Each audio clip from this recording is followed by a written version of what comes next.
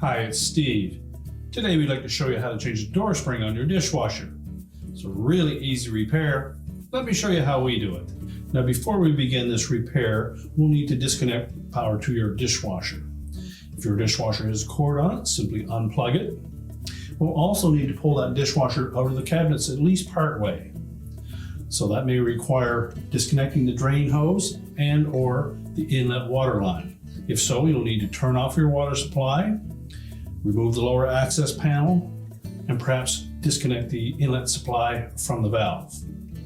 With the drain hose, you may need to reroute some of the drain hose from underneath the cabinet to allow yourself enough length that you can pull that dishwasher out without completely removing it from the cabinets.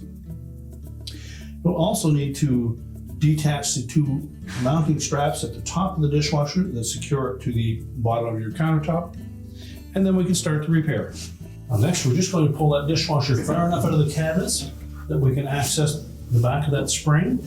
Now, once we have access to the back end of that spring, if yours is still attached, you'll simply need to stretch it slightly to disengage it from the hook in the base frame. Take note of which notch that spring is currently in. And using a pair of needle nose pliers, stretch it enough that you can remove it. And we need to disconnect it from the bottom of the door hinge itself. The little bearing may pop out. You simply can snap that back into the opening on the hinge. Discard the old spring and simply slide that spring the hook side down through that opening.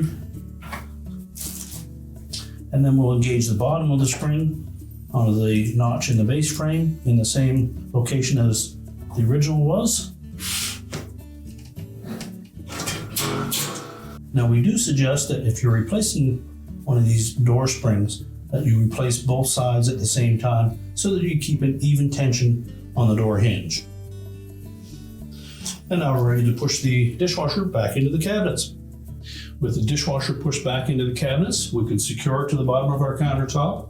If you've disconnected your inlet water supply, be sure to tighten that securely and test it for leaks. If you've disconnected the electrical, you'll need to reconnect that, turn on the power, and your repair is complete.